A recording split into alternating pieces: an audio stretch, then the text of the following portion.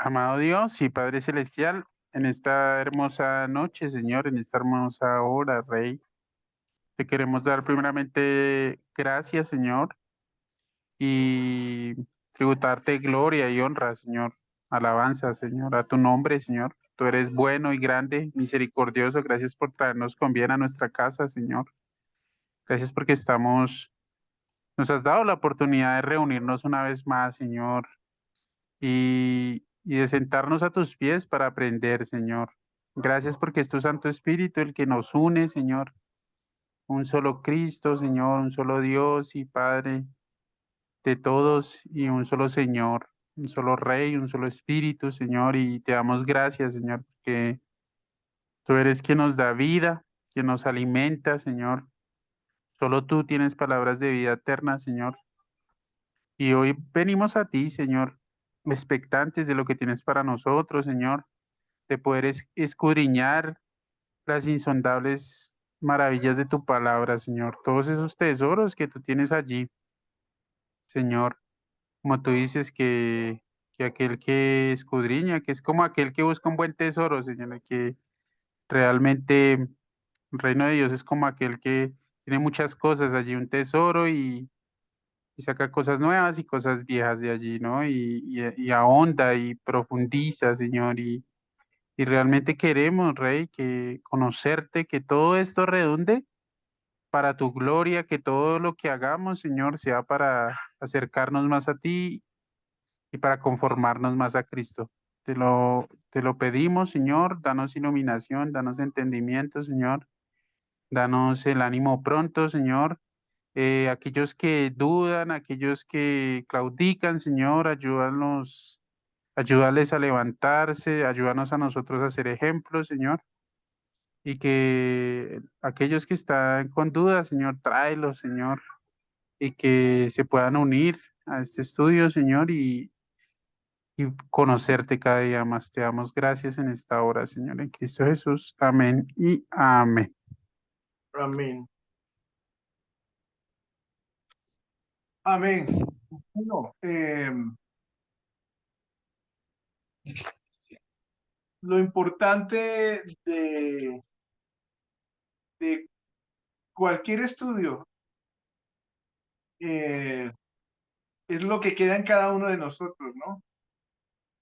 Reflexionando un poquito sobre cualquier libro que hagamos, estudiemos, en este caso Apocalipsis, sé que para muchos es la primera vez que lo abordamos de una manera, por lo menos, eh, constante y ordenada, en lo que nuestra capacidad nos ayuda. Entonces es un libro que por lo menos nos va a servir para que cuando escuchemos muchas cosas tengamos la noción, por lo menos alcancemos a adquirir un discernimiento de que lo que está sucediendo o lo que nos estén diciendo sea acorde con la palabra de Dios. Este es como un primer acercamiento al libro del Apocalipsis. Y como primer acercamiento, obviamente no lo sabremos todo de una sola vez, ¿no? Quedarán muchas cosas en el aire, quedarán muchas inquietudes que cada uno de nosotros, para eso es que les digo que tengamos el cuaderno y podamos tener nuestras anotaciones. Pero lo que sí estoy seguro es que nos va a quedar un panorama más amplio que nos dé criterio para de pronto cada uno eh, aborde el mismo libro con más intencionalidad, con más profundidad. Pero por lo menos estamos abriendo un camino a más claro para conocer primero a Cristo, conocernos a nosotros mismos y comprender qué es la iglesia y cuál es su papel y su función frente a unos tiempos no solo que vienen, sino que desde que el Señor vino, ya están, como dice por allá Tesalonicenses, ¿no? Que el ministerio de la iniquidad ya está eh, funcionando, ¿no? El espíritu del anticristo está en estos momentos, está desde siempre, está desde que Cristo se reveló como el Hijo de Dios, ¿no? Entonces, primero eso, que quede en nosotros como cierta claridad y podamos por lo menos vivir nuestra, como decía Francisco el domingo, consistentemente o consecuentemente, ¿no? Lo que vemos en este libro con lo que pensamos y con lo que hacemos. Tenemos que ir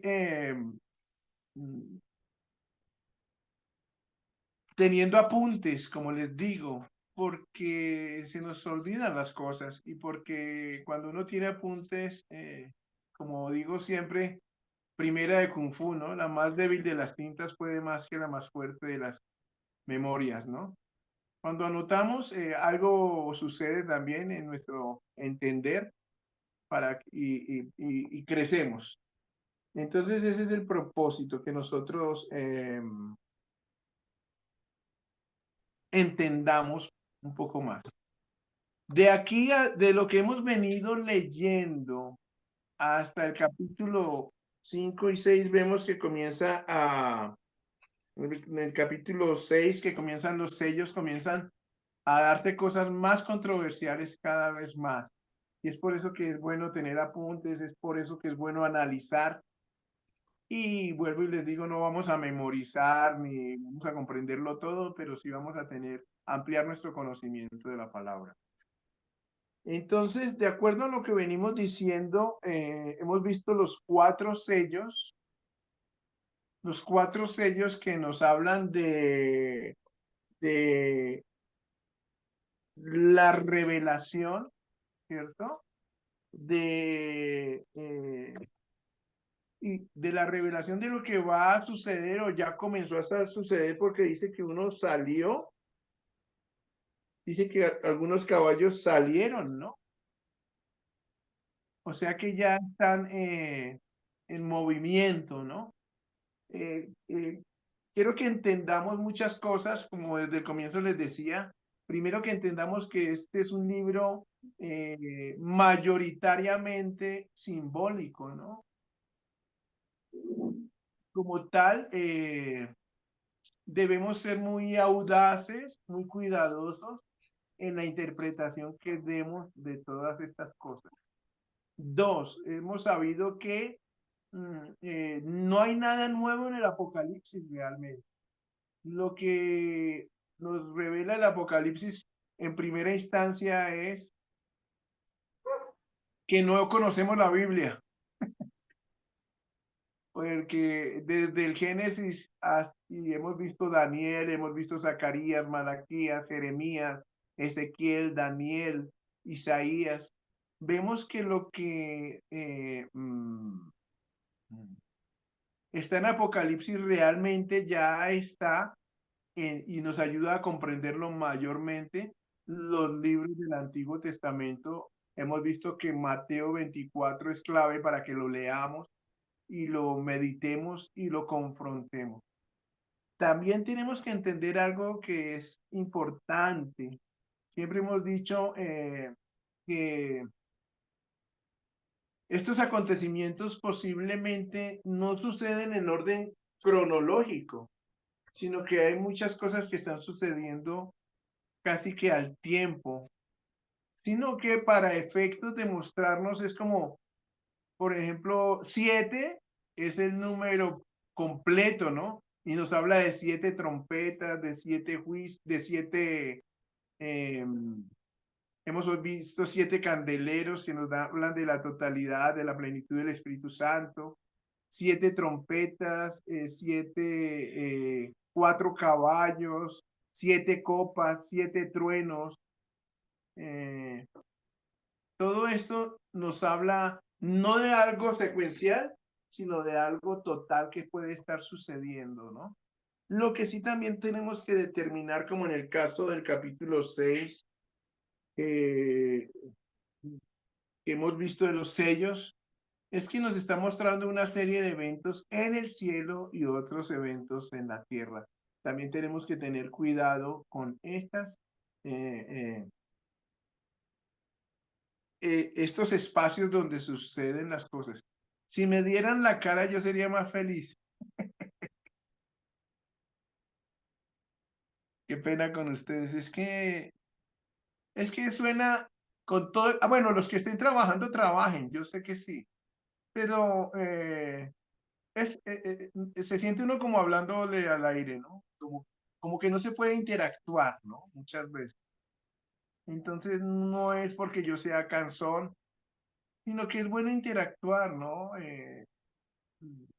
Uno ve una cara y uno dice está dudando o, o qué tal si yo apagara también y oyera como un radio, pues no ayudaría. Yo sé que algunos están trabajando, trabajen, los que no puedan, no pueden, pero los que sí pueden, ¿no? Para hacer, es que es un estudio en comunidad, ¿no? Mm, y la intención es de que estemos en el libro, ¿no? Y estemos como mirando y estemos como en una clase, ¿no? En una clase donde uno está recibiendo información y dando información también, porque yo cuando ustedes dicen algo, yo también lo anoto.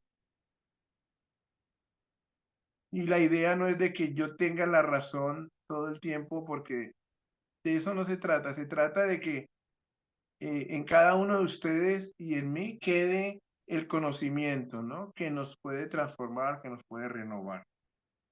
Entonces, como panorama de este libro, o podría preguntar, ¿qué es lo que ven ustedes en el capítulo? Si ustedes pueden como tener un panorama, por lo menos desde el capítulo 1 hasta el capítulo 6, ¿cómo pueden ver ese panorama? Más bien preguntemos para que lo hagamos más dinámico, ¿no?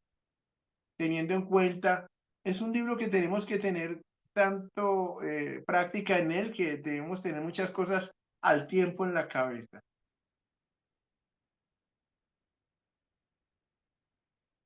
¿Listo? Porque si usted comprende el libro realmente va a tener un criterio y va a tener eh, una respuesta a ese libro, ¿no? ¿Qué ven ustedes hasta este momento? Hoy quiero que terminemos el capítulo 6 de alguna manera. Yo no tengo afán, pero sí quisiera que... Yo les decía hace 8 días que mire todo lo... Este es el cuaderno que Darby me regaló, uno grandotote. Mire mi cara y mire cómo es de grande. ¿Sí? Y aquí voy anotando para tener un panorama real de lo que está sucediendo. Es como, hay una escena en el Nuevo Testamento cuando el Señor se transforma, cuando el Señor se transforma, que están Pedro, Juan y Jacobo y que se aparecen Moisés, Isaías y Moisés, ¿esos son los que se aparecen? Sí. Elías o Isaías. Bueno, Moisés es uno. Creo que es Elías. ¿Listo? Es Elías. Y si usted lee el capítulo, aquí está transfigurándose el Señor y lo que está sucediendo inmediatamente debajo del capítulo está sucediendo al tiempo. Están mostrando una escena donde en el momento en que Cristo se está revelando a estos tres hombres, abajo está sucediendo otra escena, ¿ya? Al mismo tiempo, ¿ya? Entonces, aquí hay cosas que pueden estar sucediendo al mismo tiempo, sino que por la narrativa pues tiene que ser de una manera secuencial. Pero el capítulo 6 es paralelo con el capítulo 20 de Apocalipsis.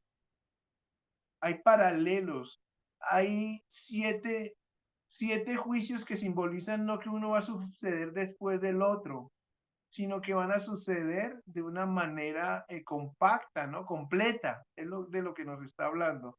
No cronológicamente, ¿no? Que viene un juicio y después el otro no. Todo esto va a suceder probablemente al mismo tiempo, ¿sí? Entonces, ¿cómo ven ustedes esto si se ponen, si se ponen a pensar eh,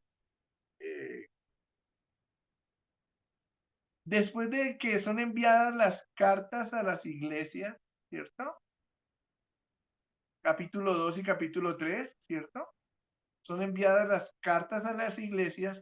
Después de esto, dice, y ahí hay una síntesis de que hay una exhortación, de que hay un llamado al arrepentimiento y una promesa al que venciere, ¿no?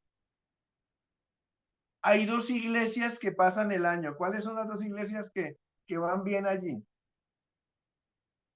¿Se acuerdan? Filadelfia Es una, y, ¿Esmirna? y Éfeso, creo. No me acuerdo la otra cuál es. es Filadelfia sí, pero Esmirna. Esmirna. Esmirna, entonces. Y allí en una de ellas ha muerto Antipas, el testigo fiel. Y estas dos iglesias contrastan con que están viviendo donde queda la sinagoga de Satanás, o donde Satanás mora, de apellido Mora, ¿no? Donde Satanás mora, donde mora Satanás, ¿cierto? Todo eso tenemos que tenerlo en cuenta para lo que viene ahora, ¿ya? Entonces, casi que termina diciéndonos que este hombre que ha muerto,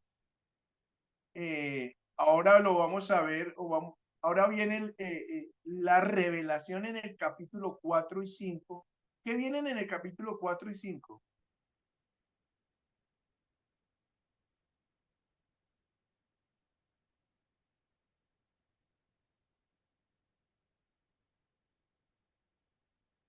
Ya viene como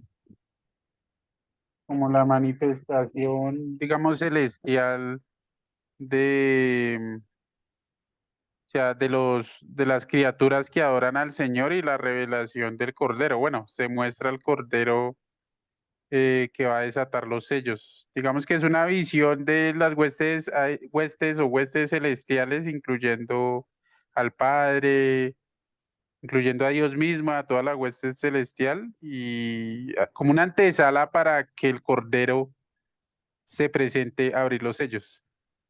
Sí. ¿Sí? ¿Cómo hace usted? O sea, vamos a mirar algo para que aprendamos un poquito más. Yo sé que ustedes saben porque ustedes han estudiado en universidad, ustedes tienen algunos estudios avanzados, otros menos, pero todos han estudiado, ¿no? Quiero que lo vean de esta manera. Quiero que lo vean de esta manera. No como que pero sí como cuando estudia usted tiene que hacer un mapa mental, usted tiene que hacer un resumen, usted tiene que hacer muchas cuestiones de estudio que se llaman técnicas de estudio, ¿cierto? Para poder tener una comprensión global de toda la materia que está viendo, la cual sea la materia, ¿no? Haga lo mismo con este estudio. Dibuje 4 caballos o no sé qué, dibuje 4 ancianos, dibuje los 7 candeleros, comience a hilar todo esto. Ese es el propósito del estudio. Si usted ve cuando Daniel le fue revelado lo de las 70 semanas, él estaba estudiando el libro de Jeremías. ¿Sí? O sea, vuelvo y digo, y así usted puede tener una comprensión de todo esto. Eso es lo que quiero que ya lo tengan, que lo comencemos a tener con cualquier libro en nuestra mente. ¿Por qué? Porque es que es la palabra. Mire, lo que dijo Francisco el domingo de la historia de esa gente que estudiaba en la cárcel y tenía los versículos acá y acá en el corazón.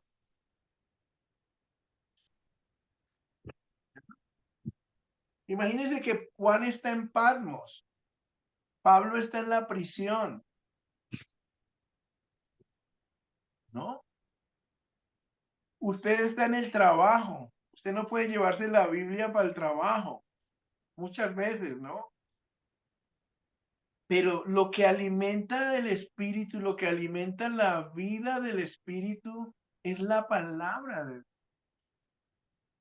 Y cuando nosotros nos alimentamos de esa palabra, vivimos de esa palabra, ¿no? O por esa palabra. Nosotros necesitamos alimentar nuestro espíritu. Y cuando hacemos estos estudios, es para que nuestro espíritu se alimente.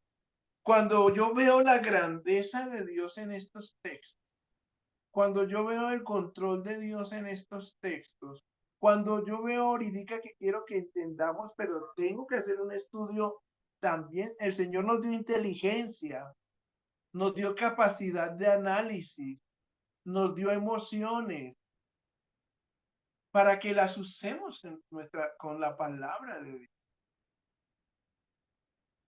Entonces, en la medida que nosotros tenemos ese método, llamémoslo método, o ejercitamos nuestro estudio de la palabra, les aseguro que nos vamos a acordar más y más y más de la palabra, y en el momento más difícil de nuestra vida, eso que está depositado en estas vasijas de barro va a servirnos. Hoy mi esposa me decía, necesito una palabra para un amigo.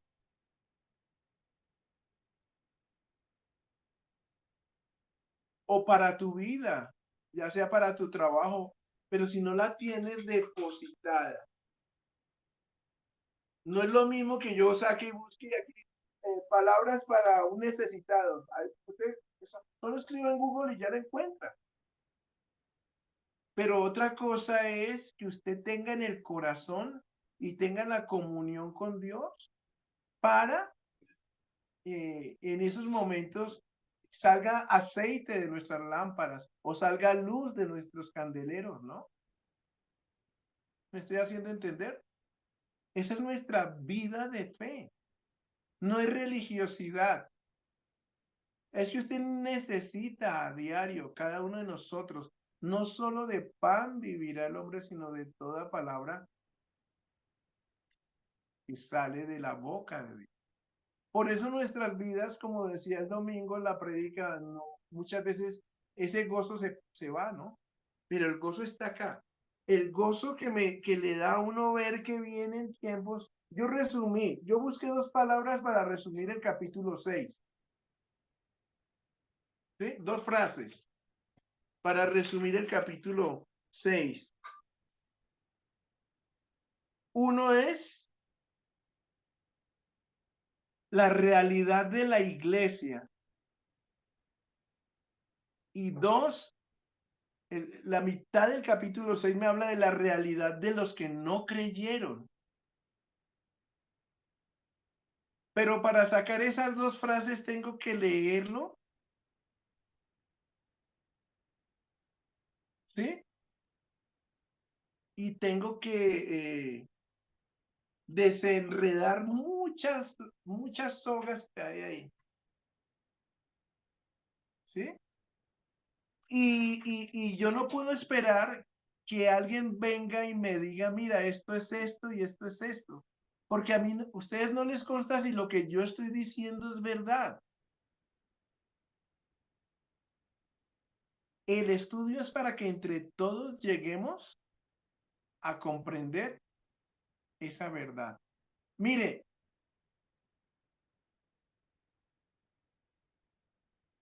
allí es cuando yo digo que tenemos que, eh, cuando comience esto a tocar nuestras vidas, mira, esto comienza a fluir de una manera natural en nosotros. Yo peleo con el texto, yo tengo regular comprensión, si me pongo humanamente a mirarme, no tengo un método, llamemos científico o universitario de escudriñar, divago mucho, pero pero trato de pelear con el texto, trato de pelear con el texto antes de cualquier comentario, antes de cualquier otra cosa. Después sí miro qué dicen otros para mirar si el que lo dijo está lejos o yo tengo la certeza, o si yo o si yo no tengo la certeza y esa persona sí, ¿no? Pero cuando voy comprendiendo todo esto, no le meten a uno el dedo en la boca, ¿no? Entonces es necesario, mire, hágalo, mire, un capítulo mire, este capítulo 6 es cortiquitico y el 7 ni se diga, ¿sí? Mire, usted puede estudiar un capítulo diario o medio capítulo, no hay afán. Si yo dijera que vamos a hacer un examen o si yo le dijera que pierde la salvación si no estudia, uno lo haría. Pero de eso no se trata de que nosotros formemos la necesidad, encontremos la necesidad de alimentarnos, ¿no? ¿Qué dicen los amigos?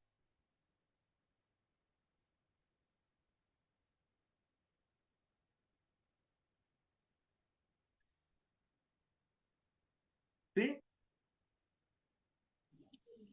Sí, claro, pastor. Yo pienso que es muy importante estos estudios porque lo que dice el pastor, o sea, nos alimentamos en la palabra, entendemos muchas cosas y el leerlo, pues digamos, de manera repetitiva, por decirlo de alguna manera, también trae, cada vez que uno lo lee, es de bendición también para su vida, ¿no? O sea, es como, como también, ay, esto está con una interferencia aquí, vean. No sé si se escucha la interferencia también. Pensé que era que así estaba tomando con un pitillo.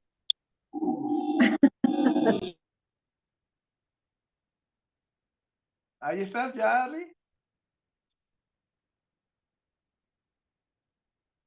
Sí, no, es que lo estábamos colocando aquí en un parlante porque se escucha muy bajito, pero se oye una interferencia muy, como muy Una fea. interferencia que La no, interferencia no nos deja escuchar bien.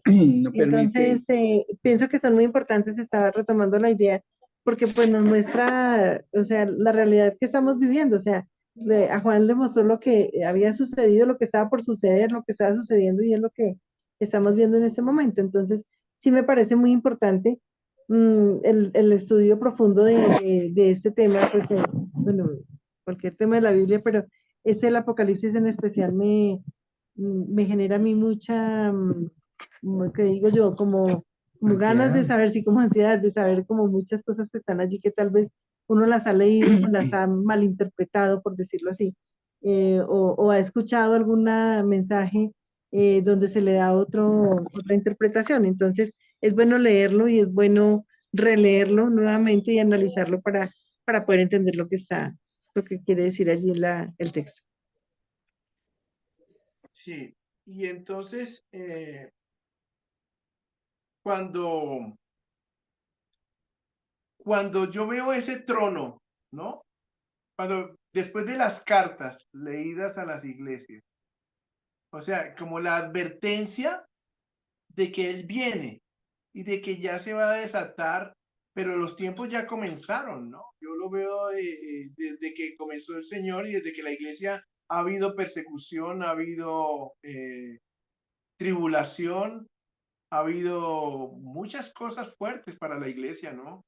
Les comentaba que hace unos 3 años un joven como de 20 años, 20 y pico de años, llegó a una tribu y él buscó acercarse con un grupo de misioneros, pero él se acercó primero. John Chau, creo que se llamaba, no recuerdo bien el nombre. Era un joven de 23, 24 años que se acercó a una tribu hace 4 años y lo mataron, pero él buscó acercarse para no poner en peligro todo el equipo misionero y lo mataron. Entonces uno dice, qué triste, ¿no? Muchas cosas.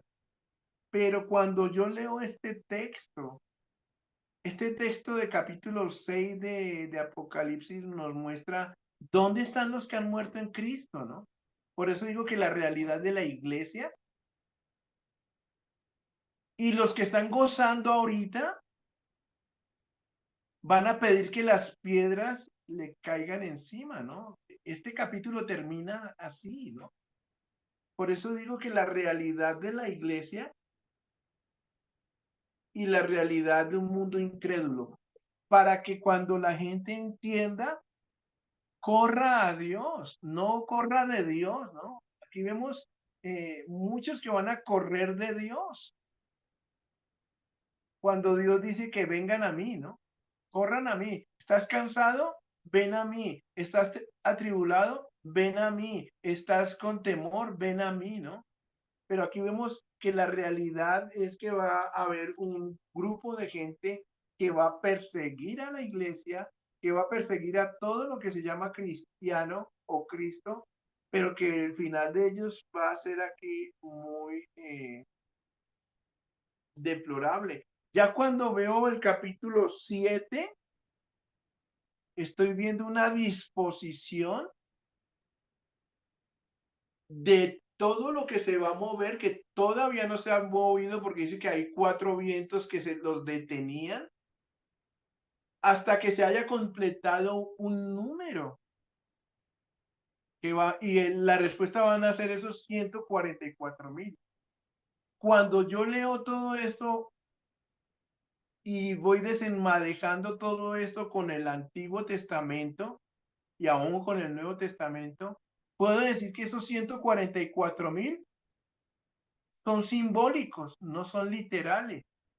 ¿Sí? Puedo llegar a muchas deducciones, pero como panorama, cuando les digo que veo un panorama, el Señor le está mostrando a Juan como todo el poder de él. ¿Dónde están los que han muerto en Cristo hasta ese momento? Por eso digo que la realidad de la iglesia, cuando entendamos que es estar sellado, los sellos, si usted ve ahí el título de los sellos, ¿sí? Pero usted no va a creer en Cristo para que no le toque sufrir. Aquí Dios le está mostrando que posiblemente va a sufrir. O sea, lo que el Señor quiere es que nosotros vayamos a Él porque Él es digno, porque Él es poderoso.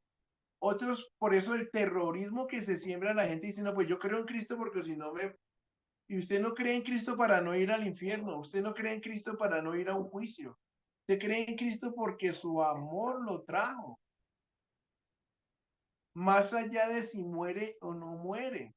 Más allá de que si lo asesinan o no lo asesinan. Más allá de que si tuvo dinero aquí en la tierra o no tuvo dinero. Aquí lo que este libro nos enseña y nos llama a buscar de Cristo. Realmente lo que busca esta palabra es que los que estén mal, así vayan a la iglesia, busquen de Cristo. Vean el amor de Cristo, vean la oportunidad que Cristo está dando hasta este momento, porque después será muy tarde. Entonces, si nosotros comenzamos a armar como ese mapa mental, podremos llegar a darle una interpretación lo más cercana y correcta que podamos a la verdad de la Biblia. Eso implica que leamos, como les decía yo la semana pasada, Zacarías, Malaquías. Hay textos que, mire, si los leyéramos mucho antes de... Voy a leer, por ejemplo, 2 de Pedro 3:7. Miren 2 de Pedro 3:7.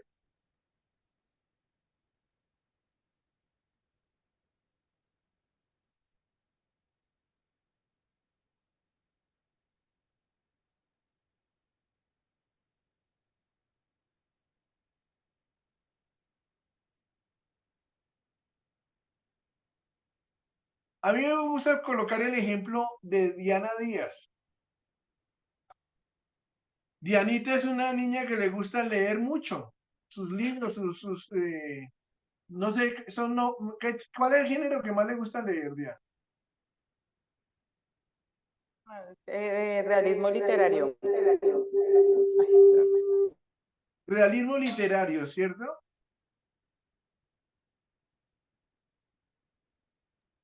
¿Por qué te gusta leerlo?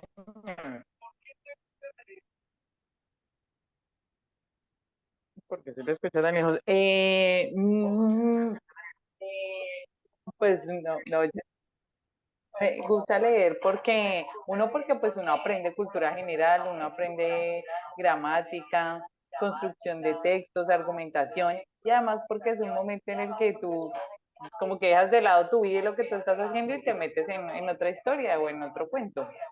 Entonces es como para mí algo como catarsis, me desconecto. ¿Son libros fáciles o difíciles de leer? No, obviamente hay cosas que son difíciles. Pues hay cosas que son fáciles, pero hay otras que a veces uno dice, yo lo único que no entendí y me toca repetir otra vez a ver qué fue lo que pasó. Y yo tengo una pésima memoria. Entonces, digamos, cosas que pasan en el primer capítulo y ya en el capítulo sexto, y yo, ay, ¿qué fue lo que pasó con esta vaina? Entonces me toca devolverme. Ok, muy bien. Y cuando entiendes, ¿qué pasa? Estoy feliz. ¿Cierto? Sí. Esto, mire, yo creo que mejor realismo literario que este no hay nada de realismo, ¿no?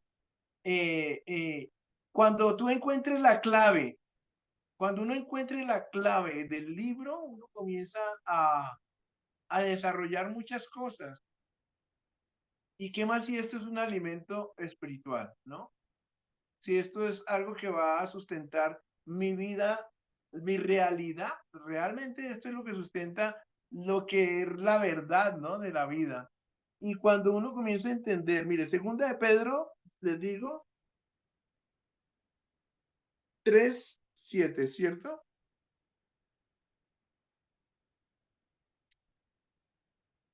¿Sí? ¿Lo leo? ¿Ya lo tienen? ¿Sí? Ese título dice, el día del Señor vendrá. ¿Sí? El día del Señor vendrá. Póngale cuidado.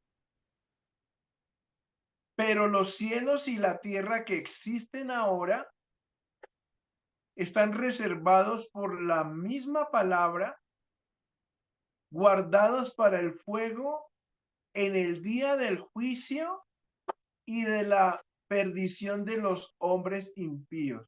¿Sí lo leen ahí? 8. Mas, oh amados, no ignoréis esto, que para con el Señor un día es como 1000 años y 1000 años como un día. El Señor no retarda su promesa, según algunos la tienen por tardanza, sino que es paciente para con nosotros, no queriendo que ninguno perezca, sino que todos procedan al arrepentimiento. Pero el día del Señor vendrá como ladrón en la noche, en el cual los cielos pasarán con grande estruendo y los elementos ardientes serán deshechos y la tierra y las obras que en ella hay serán quemadas.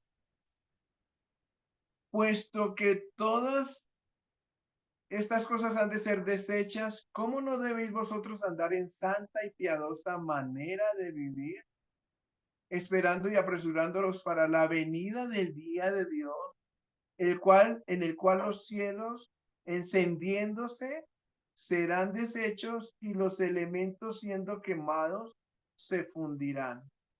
Pero nosotros esperamos, según sus promesas, cielos nuevos y tierra nueva en los cuales mora la justicia. ¿Esto no es apocalíptico?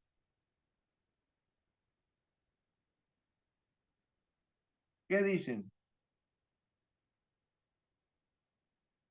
No tiene que ver con lo que estamos leyendo en el capítulo 6. Miren cómo termina el capítulo 6 de Apocalipsis.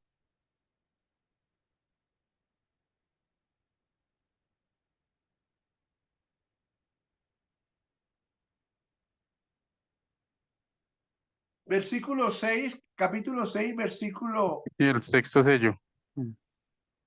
sí, versículo 15.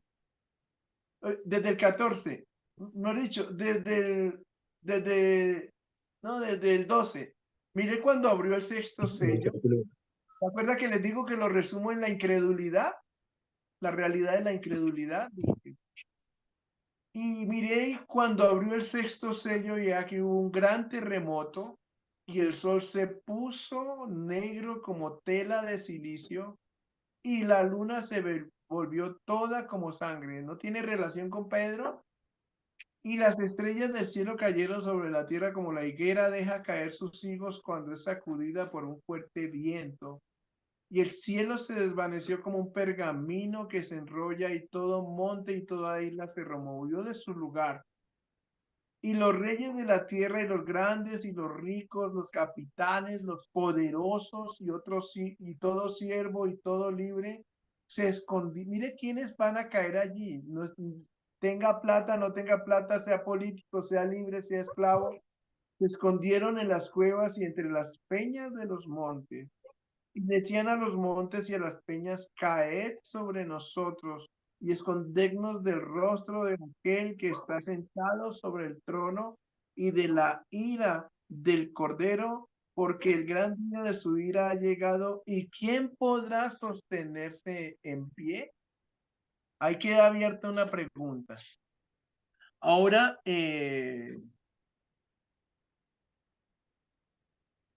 o sea, ¿qué es lo por qué le decía a Dianita? Mire que en ese capítulo de Pedro yo puedo entender muchas cosas de Apocalipsis, si lo tengo presente. Y así hay muchos pasajes de la Biblia que me van a aclarar el Apocalipsis. Lo que requiere es que, vuelvo y les digo, muchas veces los textos los volvemos controversiales porque no tenemos o no hemos hecho la labor de escudriñar en otros pasajes de la Biblia. ¿Estoy haciendo comprender? Muchas veces ¿cómo voy a entender el capítulo final si no conozco, o como dice Dianita, tengo que ir a otros capítulos para retomar y poder hilar y entender la secuencia, ¿no? De lo que está sucediendo. ¿Quién está copiando la idea?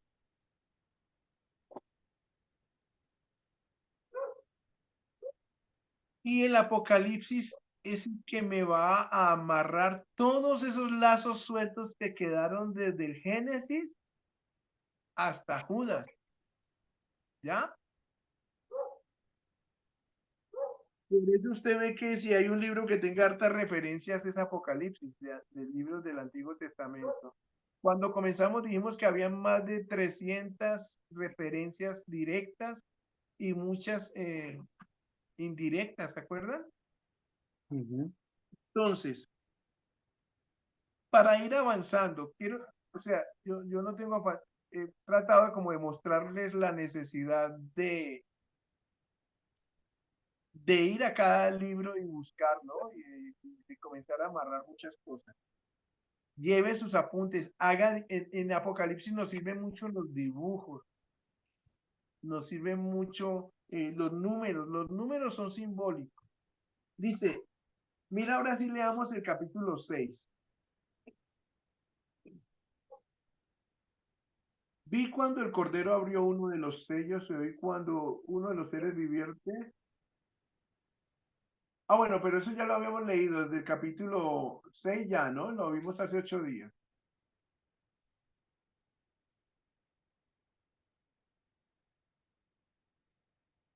Desde el capítulo 6, desde el quinto sello.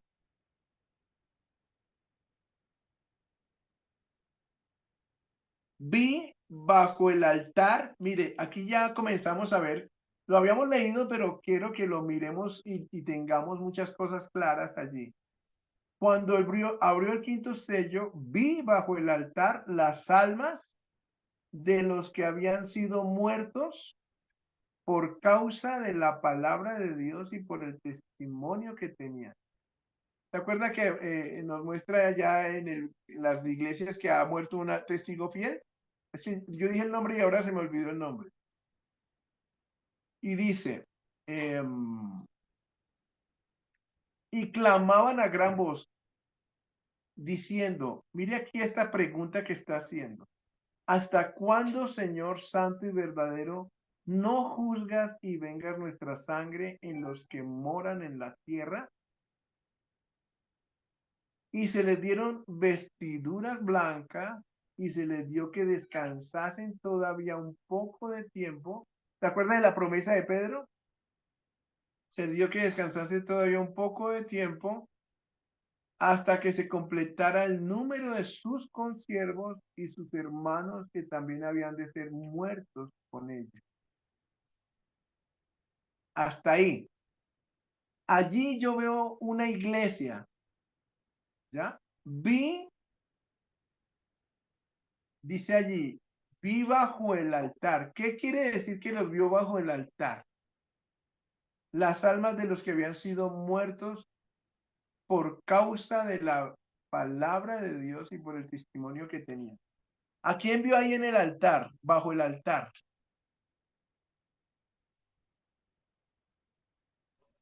A los mártires, a los que han predicado la palabra, pero que ya el Señor los tiene allá en bajo ese altar, ya los ha escogido y los tiene allá, a la iglesia. Yo veo ahí el cumplimiento del Salmo 91. ¿Qué dice el Salmo 91? Vayamos a él. Dice, el que habita el abrigo del Altísimo morará bajo la sombra del Omnipotente.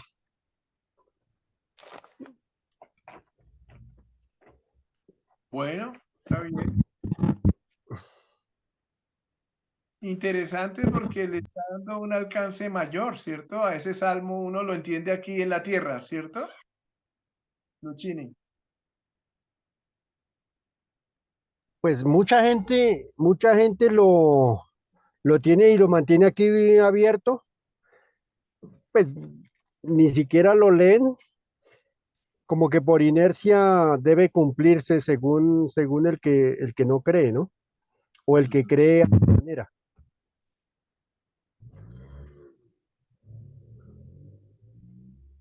Dice, pues, si continuamos leyendo, dice, diré yo a Jehová, esperanza mía y castillo mío, mi Dios, en quien confiaré. Sí. Eso sería aquí, lo que se habla aquí, ¿no? Sí. Y entonces dice, con sus plumas te cubrirá y debajo de sus alas estarás seguro, escudo y adarga es su verdad. No temerás el terror nocturno ni saeta que vuele de día. Dice el 8, ciertamente con tus ojos mirarás y verás la recompensa de los impíos, porque has puesto a Jehová, que es mi esperanza, al Altísimo, por tu habitación. Sí. Que es más o menos lo que están pidiendo ellos allí, que hasta cuándo vengará su sangre. Sí.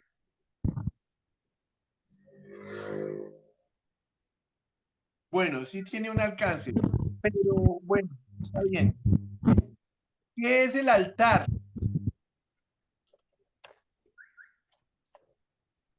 Dice ahí que los vio bajo el...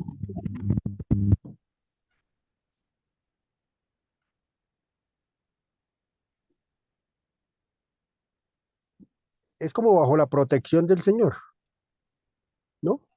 En presencia de Cristo, morarán bajo la Pero, sala. ¿Ah? pero el altar no hace referencia también a como a sacrificio, como digamos a lo que se ofrece como ofrenda también. O sea Sí, que la esas expiación de personas, pecados, ¿no era donde el sacerdote llevaba el cordero para la expiación de pecados? entonces esas personas que hicieron en su vida, Fueron un sacrificio para, bueno, pues por así decirlo, los antiguos, ¿no? Que fueron un sacrificio para nosotros, para que nosotros podamos tener la los palabra, pues, antiguos, no, o sea, digamos que en nuestro tiempo, yo diría que son nuestros hermanos que han tenido que luchar, que han ofrecido sus vidas y aún los actuales, ¿no? Que van de pronto a los rincones donde aún la palabra es prohibida. ¿Solo Pues, ellos? perdón, yo lo entiendo también como que ellos fueron una ofrenda en ese altar, ¿no? O sea, ellos, digamos que antiguamente las ofrendas se presentaban ante el altar o los sacrificios también, y ellos se presentan como ese sacrificio que al predicar el evangelio fueron mártires y están en este momento, yo lo veo más como una ofrenda presentada de manera anticipada, digamos, porque ahí dice que están esperando a los que han de llegar también allí, ¿no? Mira, sí. ¿Y Romanos 12:2 qué dice?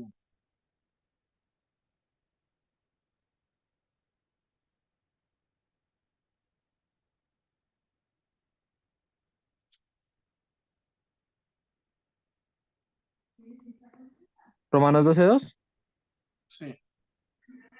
No os conforméis a este siglo, sino transformaos por medio de la renovación de vuestro entendimiento, para que comprobéis cuál sea la buena voluntad de Dios, agradable y perfecta. Y Romanos 12:1. Así que, hermanos, os ruego por las misericordias de Dios, que presentéis vuestro cuerpo en sacrificio vivo, Ok. Santo, agradable. santo, agradable a Dios, que es vuestro culto racional. O No sea os que, conforméis a este siglo. o sea que era solo para los de Para todos nosotros. para todos. Mire como dice Apocalipsis 1:9, yo conozco tus obras y tu tribulación y tu pobreza, pero tú eres rico y la blasfemia de los que se dicen ser judíos y no lo son sino sinagoga de Satanás. No temas en nada lo que vas a padecer. He aquí el diablo echará a algunos de vosotros en la cárcel para que seáis probados y tendréis tribulación por 10 días. Sé fiel hasta la muerte y yo te daré la corona de la vida. El que tiene oído oiga lo que el Espíritu dice a las iglesias. El que venciere no sufrirá daño de la segunda muerte. Estas personas son los que, ¿será que nosotros sufriremos daño de la segunda muerte?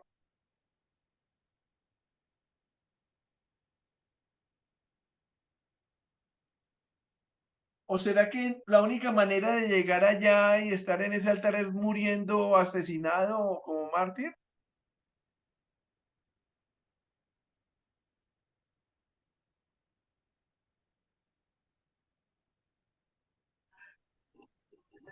Pues, pastor, de acuerdo a lo que se acaba de leer también en Romanos, y nosotros somos sacrificio vivo también, o sea, si nuestros cuerpos también son sacrificio vivo, no significa que tengamos que ser necesariamente asesinados por causa del Evangelio o por predicar el Evangelio, sino que también ese sacrificio también será tomado como una ofrenda, digamos, ese sacrificio de santidad o de estar buscando de Dios cada día será tomado también como sacrificio, pues como una ofrenda también a Dios. Sí. Y algo que yo pienso que debemos, por eso es que digo que tenemos que desarrollar muchas cosas en medio de estas lecturas, es comprender también, hablábamos de misioneros que han muerto realmente dando la vida, que han entregado sus vidas. Y lo que aquí está hablando es de personas que entregan sus vidas, que la iglesia debe entregar sus vidas. Tal vez a nosotros no nos toque ir a morir en este momento en el Asia, no sé, en el Himalaya, en Corea, no sé. Pero sí debemos tener conciencia como iglesia de esas personas. Sería bueno poder apoyar unas misiones, ¿no? Sería bueno poder de alguna manera alguien que ahora misiones no solo en esos lugares, ¿no? En Ciudad Bolívar, que pudiéramos, o sea, que seamos conscientes de que podemos hacer mucho, ¿no? También nosotros como iglesia. ¿Cómo yo participo como iglesia de todo esto, ¿no? No, esto me muestra que no estamos siendo una iglesia de pronto consciente de lo que se está sucediendo en muchos lugares en este mismo momento, y que por lo menos nosotros eleváramos una oración sincera, por lo menos consciente de que hay mucha gente que se ha salido de su comodidad. El domingo nos hablaba Francisco nuevamente. Nosotros estamos tal vez cómodos, tal vez tenemos más Biblias de las que necesitamos, tenemos más sillas de las que necesitamos, tenemos más comodidad de la que muchas veces ni alcanzamos, ni creímos que fuéramos a tener muchos, ¿cierto? ¿Cómo yo puedo hacer para ayudar, para generar tanto que hay que hacer, ¿no? Tanto que hay que hacer desde mi lugar, desde donde Dios me ha hecho. O muchas veces nos da a nosotros temor predicarle a alguien en nuestro trabajo, vuelvo y digo, en nuestra comunidad, pudiendo nosotros realmente hacer algo. Por eso entendía el ejemplo del domingo con el que abrió Francisco, eh, no es simplemente para decir, ¿se acuerdan que el pastor decía, yo no voy a orar por ustedes, porque más bien voy a orar para que nosotros seamos como ustedes, que tienen amor por la palabra, que no tienen temor de ser encarcelados, que están haciendo la obra clandestinamente, porque, o underground es que se llama, underground, bajo, eh, o con un evangelio que llaman también encriptado, ¿no? Escondido, ¿no? Porque los matan o los persiguen o los meten a la cárcel. Nosotros debemos estar dispuestos a dar la vida, no a morir, no a que nos maten, porque en este no es nuestro caso, pero dar la vida es entregar nuestra vida, ¿no? ¿Cuántos vamos a ganar para Cristo? ¿A quién le vamos a predicar nosotros? Esa es la función, porque llegará el día en que ¿a cuántos vamos a salvar de que quieran en vez de huir de Cristo, ir a Cristo, ¿no? ¿Hago comprender? O sea, no es solo ver esto como un panorama de que va a haber una persecución, sino como Esther, ¿no? Que dijo, si perezco, que perezca, ¿no? Pero ella ayudó a su pueblo, ¿se acuerdan? La reina Esther. O sea, ¿qué tanto nosotros podemos hacer para que el Evangelio realmente llegue a muchas personas? ¿Será qué nos vamos a, digamos que a inventar o qué mecanismos vamos a hacer para que muchas personas lleguen al Evangelio, ¿no? Eso es lo que me parece a mí importante de este libro, ¿no? Que nosotros veamos que hay gente que está muriendo por causa de Cristo. Aunque vemos una iglesia victoriosa, estamos viendo que hay gente que sufre, ¿no? Es una iglesia que está siendo perseguida y que aunque nos maten, el Señor dice, no teman a los que matan el cuerpo, ¿se acuerdan? O que los van a perseguir por causa de mí, bienaventurados cuando los persigan y los vituperen, pero que entendamos que al final aquí estamos viéndolo, ¿no? Aquí es donde estamos viendo que esa iglesia está ya allí con Cristo. Ahí vemos unas características de la iglesia triunfante, ¿no? Que aunque aquí en la tierra vemos que sufrieron mucho, ¿cómo están en el cielo? Sigamos leyendo. Dice que habían sido muertos por causa de la palabra de Dios y por el testimonio que tenían. Ya que sus vidas habían sido, ¿ustedes no han visto la historia de Policarpo? Miren películas en YouTube, de cuando en vez. Son hermosas, son personas que dieron sus vidas, ¿sí? Y que tuvieron miedo. O sea, Policarpo fue una persona que tuvo miedo y en un momento negó a Cristo, ¿sí? Perdón. Entonces, todo esto es sensibilizarnos, ¿no? Sensibilizarnos como miembros de ese cuerpo de Cristo. ¿Aló? Entonces dice, y clamaban a gran voz, ¿no? O sea que están allá pidiendo justicia, la justicia de Dios. No que los venguen a ellos, ¿no? Sino que ven que Jesucristo se ha mostrado allí. La revelación que Juan tiene es que Jesucristo viene como juez, ¿ya? Entonces están diciendo hasta cuándo, ¿no?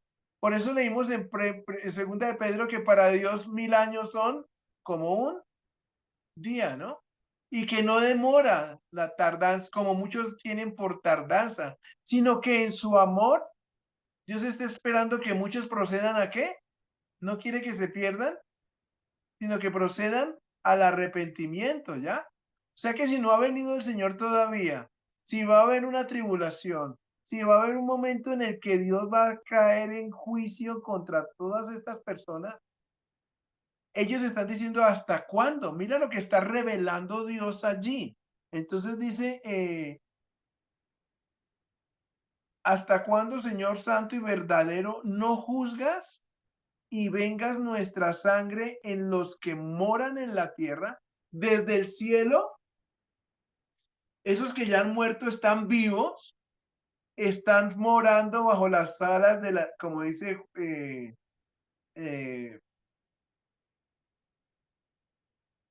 Lucho, están como dice Dianita y Darlicita, como un sacrificio allá, como una ofrenda de olor agradable a Dios. Están allí, Dios los está exaltando como una ofrenda grata, ¿no? ¿Sí ven lo que está sucediendo allí? Y dice que se les dieron. Entonces la pregunta es, ¿hasta cuándo, no? Vengas nuestra sangre. Él dice que mía es la venganza, ¿cierto?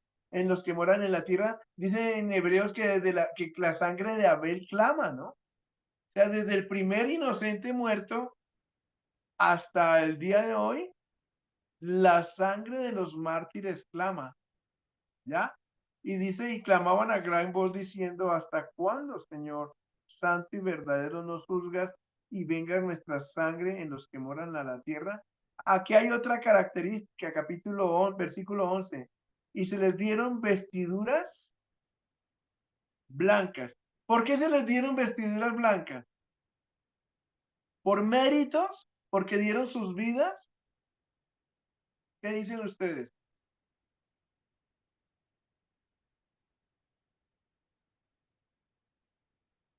¿Hay algún mérito? No, sencillamente fueron lavados por la sangre de Cristo. Muy bien, Luchito. Y eso está muy claro ahorita en el capítulo 7, ¿listo? Y miren lo que dice allí. Y se les dijo que descansasen todavía un poco de tiempo. Allí es donde les digo que ahí hay un nexo con Pedro, segunda de Pedro, ¿no? Ese momentico, ¿desde cuándo hace que murieron ellos? Desde el primer siglo hasta la fecha, ¿cierto? Desde el primer siglo hasta la fecha, o sea que ahí están nuestros padres, se han creído y están allí esperando también, ¿no? Y dice allí que se les dieron vestiduras blancas y se les dijo que descansasen todavía un poco de tiempo ¿hasta cuándo?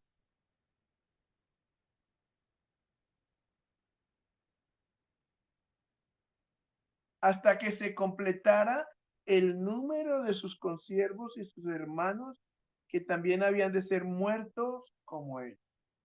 Cuando estemos viendo los 144,000, entonces aquí hay una pregunta, ¿hasta cuándo? Hasta cuando se completen.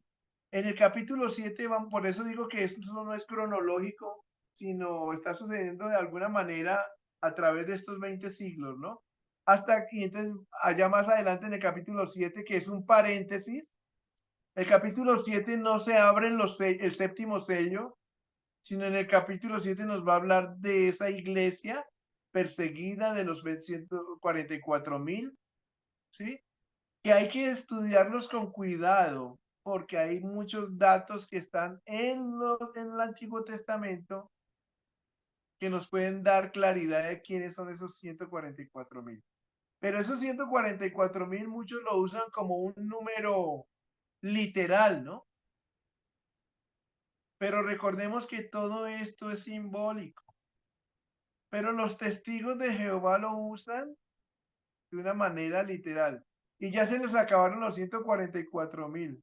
Y esos 144,000 cuando leamos van a estar es arriba en el cielo y no en la tierra. Ellos tienen muchas equivocaciones. Pero cuando nosotros comenzamos a leer, vemos que aquí hay una serie de preguntas. ¿Hasta cuándo?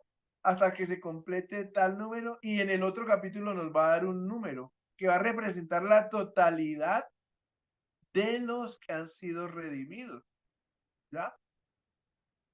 Ahora, todo esto tiene una razón de ser. Muchos dicen que esos 144,000 son el pueblo judío, ¿no? Porque van a hablar de 12 tribus, ¿no? Pero resulta que hay muchas pistas de que no son los judíos. Y ya después vamos a hablar por qué, ¿no? Porque para el Señor los judíos son todos los que han creído en Cristo Jesús. No son étnicos, no es una cuestión étnica o racial. Todo eso es controversial, todo eso es difícil de dilucidar. Por eso es que quiero que entre todos leamos. Yo no me cansaré, yo aquí tengo las pilas del Señor, pero quiero es que nosotros, mire, muchas veces se hace difícil hablar todo esto porque no hemos leído. Pero allí en una Biblia de referencias hay muchas referencias. Lo que yo les digo no es que yo pues me haya metido a sumergirme allí de la palabra como un investigador submarino. No, allí hay pautas, porque aquí hay referencias que nos han dado algunos que han leído más, pero nosotros debemos sacar las conclusiones. Y eso es lo bueno de este libro, que es como un libro que la misma Biblia se interpreta a sí misma. No saquemos conclusiones de lo que nosotros creemos que puede hacer, sino que allí ya está listo lo que está. La misma Biblia se interpreta a sí mismo, ¿no? Vamos a ver el Apocalipsis 24 rápido, los dejo aquí porque yo sé que no es fácil y que estos estudios no son fáciles y de pronto nos metimos con el libro, uno de los libros más, pero por lo menos que lo leamos, ¿no? Y que entendamos, ¿no?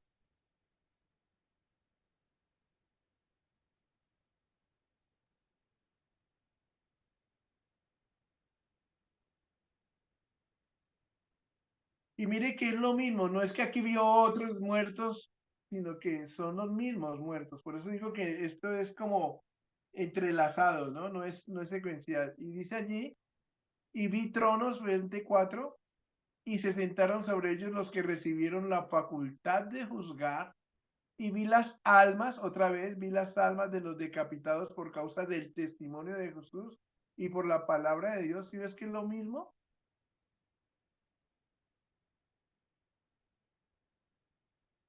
Los que no habían adorado a la bestia ni a su imagen y que no recibieron la marca en sus frentes ni en sus manos, y vivieron y reinaron con Cristo 1000 años. Amén. Pero aquí hay unas características muy parecidas a las de Apocalipsis 6, de los que están ahí, las almas de los habían sido muertos por causa del testimonio de Jesús y por la palabra de Dios, ¿no?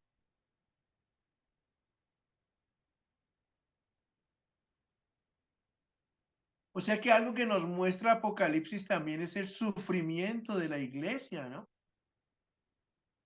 ¿Qué dicen los amigos?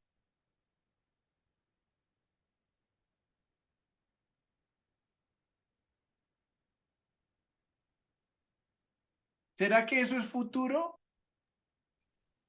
¿O se ha ido desarrollando durante toda la historia de la iglesia hasta que Cristo venga? ¿Qué dicen? Y yo creo que se ha ido desarrollando, pues podría ser.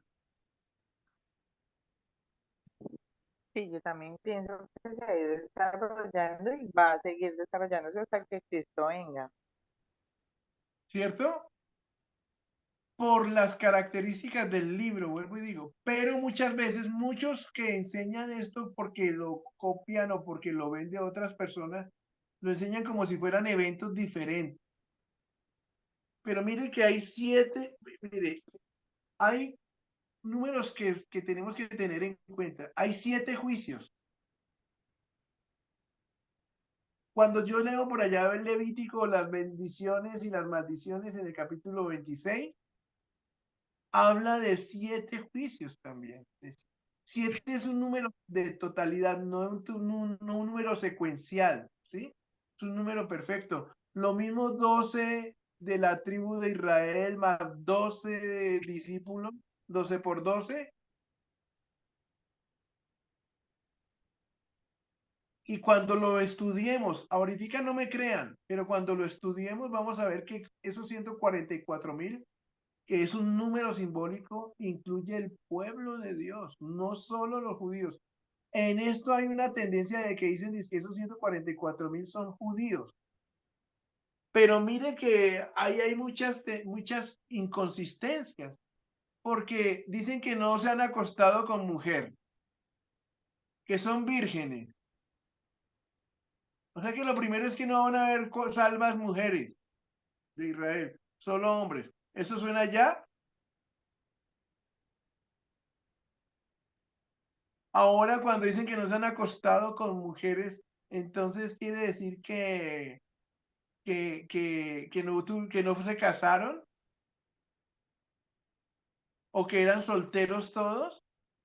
O sea que allí hay muchas cosas que podemos cuestionar, y más cuando vayamos a la Biblia vamos a poder ver que posiblemente o más seguramente va a ser la iglesia, ¿no? Lo que llamamos iglesia, que constituye judíos y gentiles, ¿no? Ya no hay ya está eliminada ¿una qué? La pared intermedia de la que hablábamos, ¿no? O sea, no podemos ver el Apocalipsis como un libro aparte de todos los otros libros de la Biblia. Pero sí requiere que estudiemos un poquito más, ¿no? Por lo menos cojamos un capítulo. No les digo que me prometan, pero mire, coge ese capítulo 6, anota lo que entiendes, anota lo que no entiendes, anota lo que dudas, pero mira que esto se va volviendo más real. Eso es lo que decía yo cuando colocaba el ejemplo de Dianita. Es que ese libro que lee Diana no solo le va a dar más gramática o más léxico, sino va a formar su personalidad. Aporta a su vida intelectual. Esto aporta a nuestra vida espiritual de una manera que ustedes no se imaginan. Y teniendo la comida acá y no comerla sería mucho pecado. Amén. Entonces es con todo el amor que les digo y con toda... Mire, hoy salió un meme que dice que van a quitar Facebook por 2 horas para que usted tenga tiempo para arreglar su cama, tender su cama, arreglar y arreglar su ropa. Me pareció chistoso, ahorita lo envío.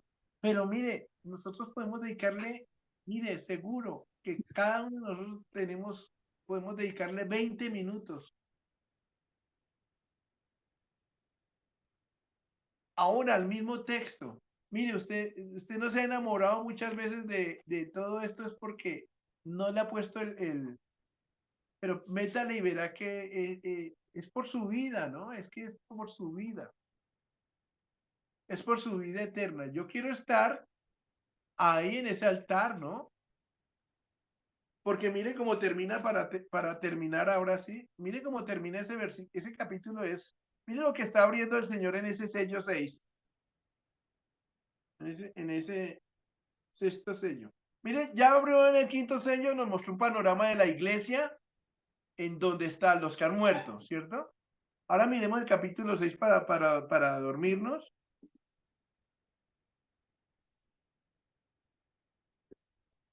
Y mire que dice, cuando abrió el sexto sello.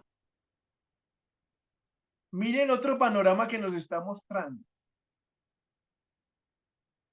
Y aquí hubo un gran terremoto y el sol se puso negro como tela de silicio y la luna se volvió toda como sangre. Y las estrellas del cielo cayeron sobre la tierra como la higuera deja caer sus higos cuando es sacudida por un fuerte viento. Hasta ahí, yo sé que esto no es literal. Yo no sé, no, estaba buscando un texto que leí esta semana. Lo que está diciendo es que el Señor va a sacudir la tierra, va a sacudir a los poderosos de la tierra, va a sacudir a los malos de la tierra.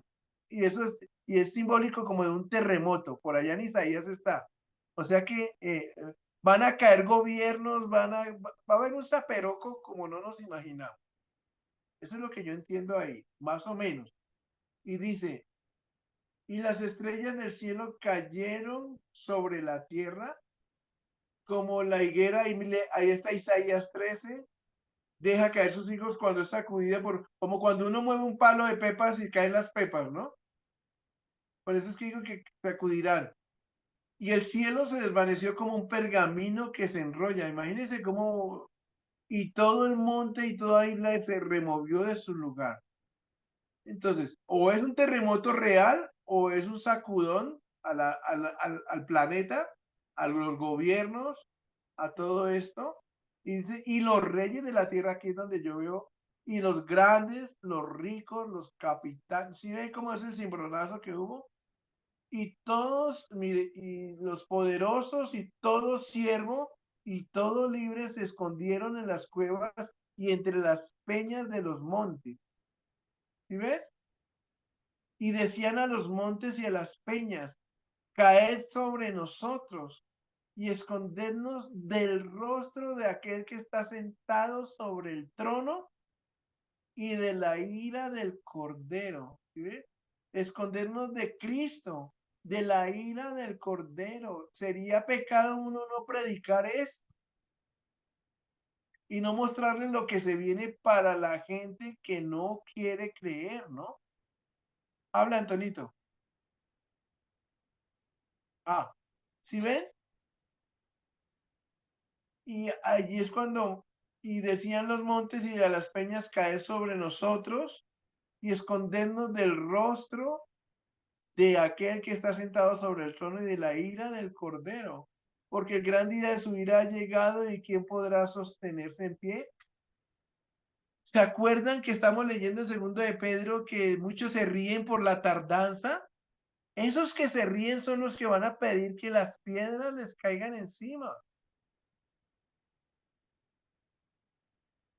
Y esta es la realidad de los que han perseguido a la iglesia. Y esta es la realidad de los que están riendo en la tierra,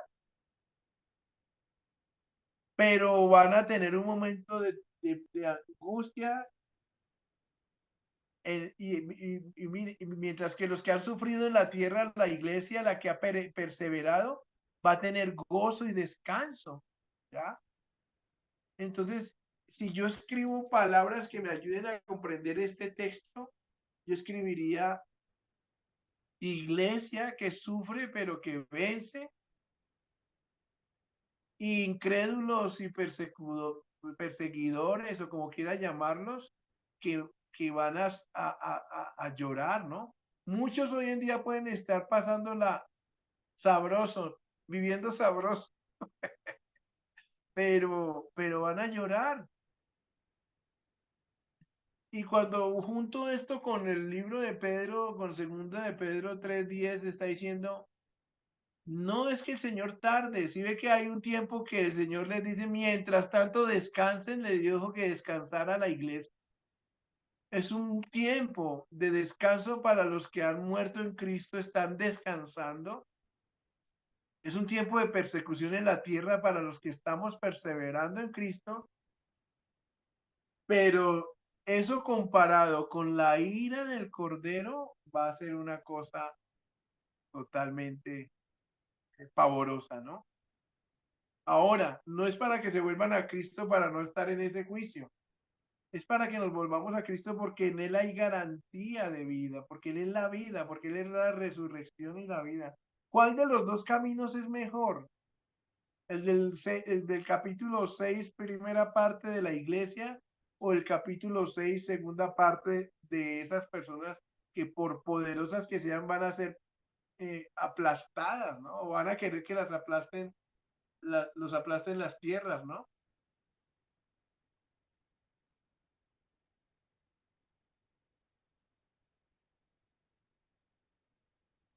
¿Cómo la ven? ¿Qué dicen los hermanos?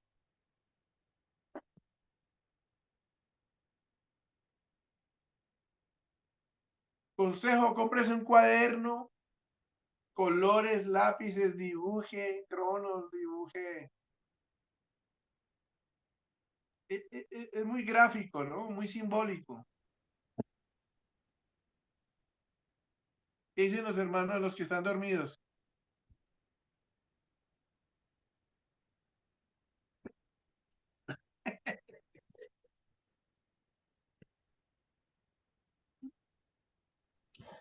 Me estoy comiendo un bocadillo para endulzar esa palabra.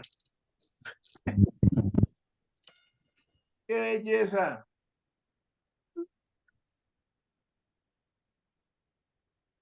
Hay que hacer el ejercicio, hay que hacerlo.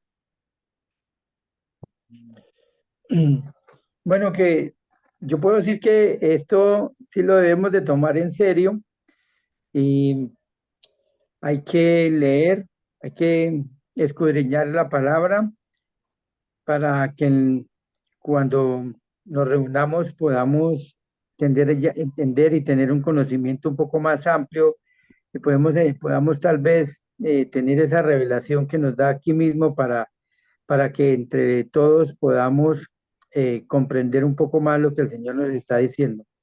Nos está advirtiendo de todo lo que va a pasar y lo que ha pasado, lo que va a pasar, lo que está pasando. Y vemos que al final de esta tierra va a ser muy cruel, muy terrible, que el Señor nos está dando una oportunidad para que al mundo en general, para que lleguen a un arrepentimiento y no se pierdan. A nosotros que conocemos de la palabra, nos invita a que permanezcamos en ella, que alcancemos y que logremos la salvación, que sigamos en la buena batalla. Sí, Antonito, qué bien.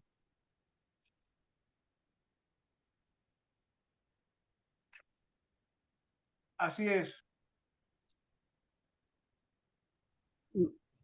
Otra cosa, alguna vez hablábamos leyendo la palabra de que de los 144.000 habla de 12.000 por cada tribu de Israel. Sí. Entonces de pronto leyéndolo más a ver qué otra, a ver, si nos da más luz o sencillamente es de ahí de Israel en cuanto a ese número,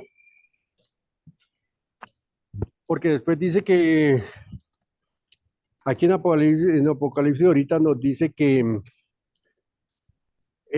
los mandó a los que están abajo del altar a esperar un poco hasta que se complete el número de los consiervos. Entonces, sí, hay que estudiar más, saber qué otra, o qué luz nos da más es la palabra. Yo digo, para los 140, hay que leer bastante. Bastante es bastante, Luchito.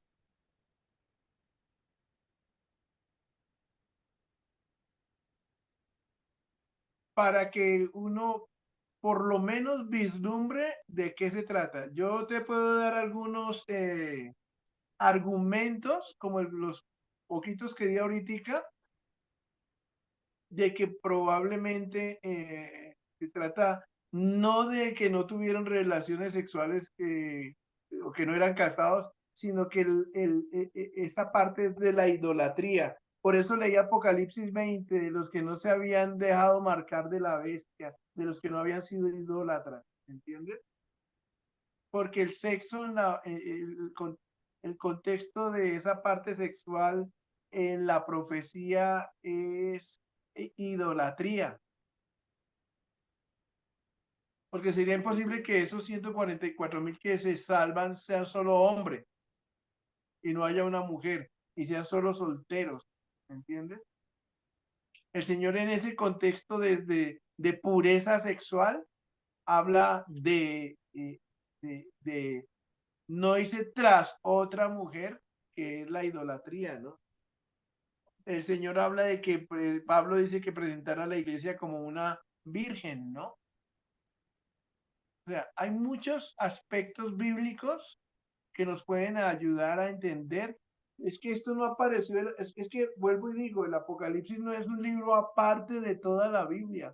Por como no hemos leído o como los han enseñado muchos, parece que fuera un libro aparte. Pero cuando le leo yo esos textos sueltos y los vemos y los volvemos a ver a la luz del Apocalipsis, vemos que tienen un nexo. Pero hay que hacer el ejercicio primero de leerlo. Antes de ir a contradecir o de afirmar algo, hay que leer concienzudamente muchas cosas. ¿Me hago entender, Luchini? Porque hay una gran responsabilidad, ¿no? Porque si es Israel y uno se atreve a decir estas cosas por decirlas, ¿sí?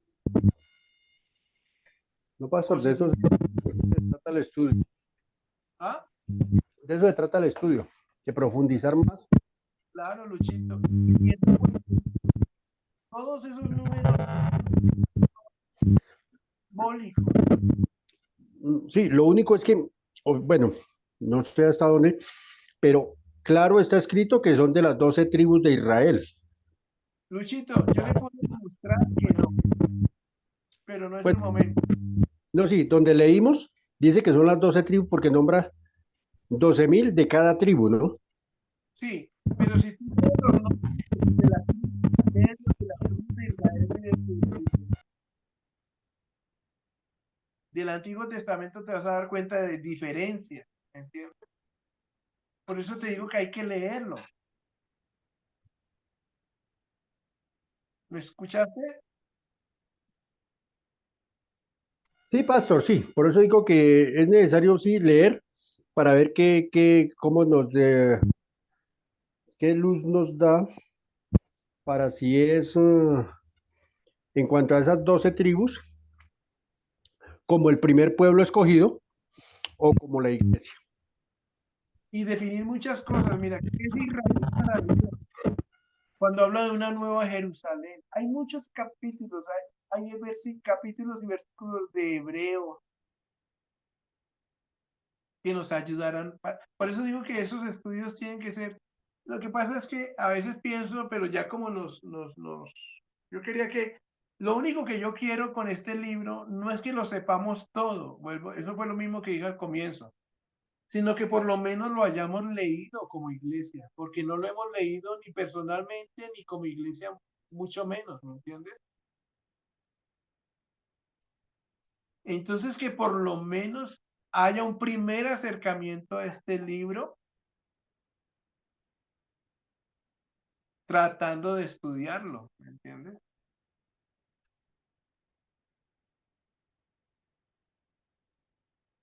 Porque no es un libro, mire, no es un libro fácil, pero no es tan difícil como nos lo han planteado, o tan misterioso o tan supersticioso como nos lo han planteado, no. Es, es, es un libro más fácil de lo que parece, si me hago entender, o menos difícil de lo que parece, uno de los dos.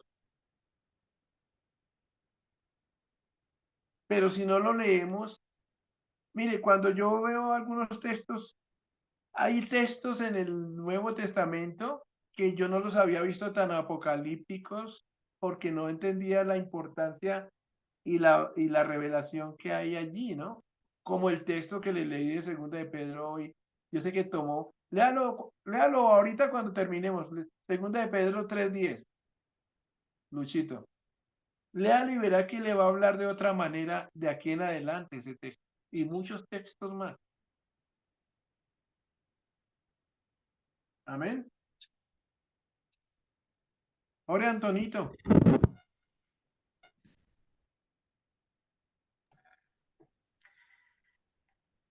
Señor, te damos gracias en esta noche, Padre, porque tú nos has permitido escudriñar una parte de tu palabra.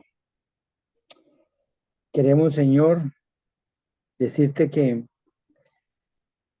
en adelante, Señor, vamos a escudriñar, vamos a leer más tu palabra, Señor, para que tú nos envíes esa revelación, Señor, y podamos comprender aún más en general tu palabra, Señor, porque toda tiene relación. Tu palabra es viva, Señor. Gracias te damos en esta noche porque tú nos has movido a leer tu palabra, Señor. Nos estás llamando, Señor, al arrepentimiento también, Señor, día a día, Señor. A que busquemos de ti, Señor. A que podamos también predicar esa palabra porque hay muchos que la necesitan, Señor, y necesitan también saber de esa salvación que tú nos has dado, Señor. Gracias por las personas que aquí están en este grupo, Señor, repasando tu palabra, leyendo tu palabra, Señor, y aquellas, Señor, que no se han podido conectar, Señor, pero que sabemos, Señor, que te siguen, te aman. Gracias, Señor. Te pido en esta noche que a todos y cada uno de las familias que están aquí representadas, Señor, y todas las de tu iglesia de tierra de oración, Señor, los bendigas grandemente, Señor. Nos ayudes, nos cubras con tu sangre preciosa, Señor. En el nombre de tu Hijo Jesucristo, Señor. Amén y amén. Amén. Chao, Elenita. Chao, Luchito. Chao, Eddie. Chao, Chao. pastor. Buenas noches, que descansen. Familia, buenas noches, Dios les bendiga, Dios les guarde, les guíe, que nos dé esa luz para entender esa palabra. Amén. Que el Espíritu Chao, Santo hermanos, bendiciones. nos ha hablado. Buenas noches a todos. Bendiciones para todos. Descansen. Que descansen.